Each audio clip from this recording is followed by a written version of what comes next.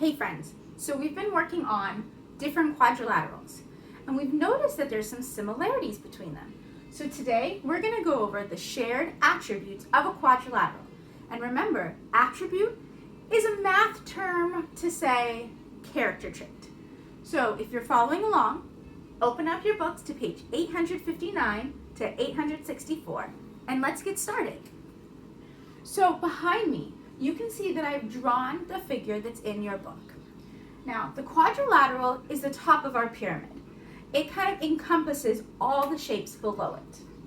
Now, a quadrilateral has to have 4 sides.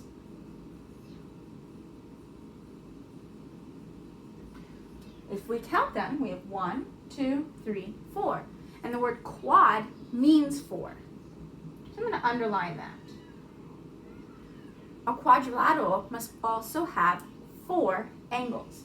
1, 2, 3, 4 angles.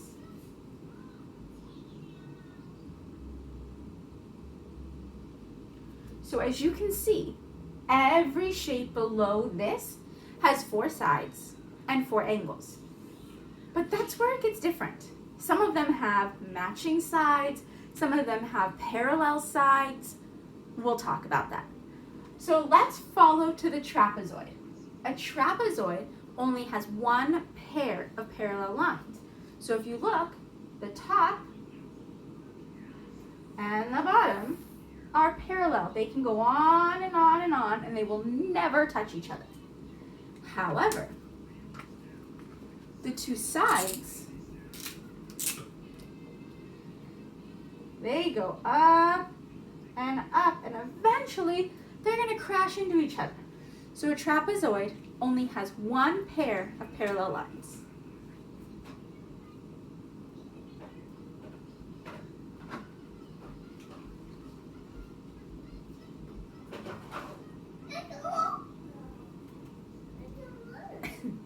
All right.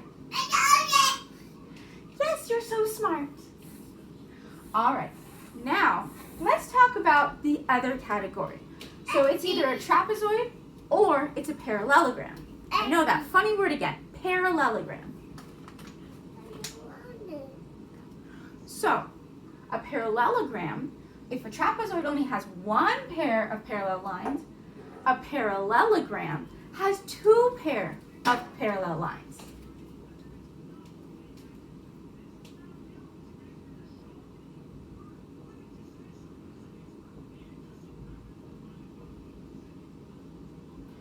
So that means if you look, our top and our bottom can go on and on. That was a terrible line. Can go on and on and on and on, and they will never touch each other. Same thing with our sides. Watch. I can go up this way and up that way, and they're going to continue and continue and continue, and they're never going to get any closer together. All of these underneath have 4 sets of parallel lines. They fall under a parallelogram. So let's take our rectangle. Our rectangle, it has 4 sides, like a quadrilateral. It has 2 parallel lines, like a parallelogram. Now, what's different? It has 4 right angles. Remember, it makes that perfect L. Make that L with your hands. Good job. So if we check our shape, we have 4 right angles. So I'm going to write that.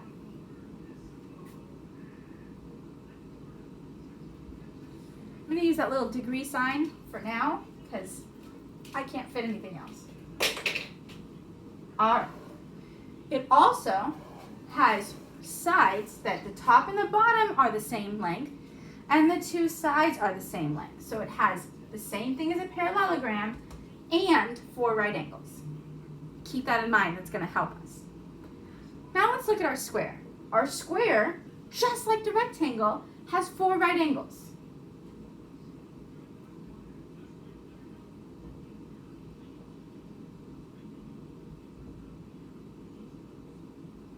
It's getting a little small, sorry. But what's special about the square is not only are there 4 right angles, all 4 sides have to be the exact same length. So 4 equal sides. Then we have a rhombus. A rhombus looks like it could be a square, but it's slightly tilted.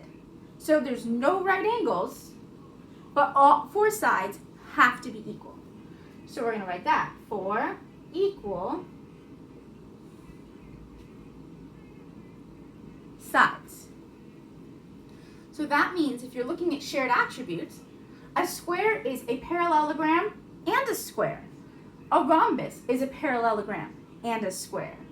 A rectangle can also be considered a parallelogram and a square. A trapezoid is a quadrilateral and a trapezoid. So they can fall under shared categories. Let's continue. I'm going to turn my page. So I'll leave you this while you can copy it.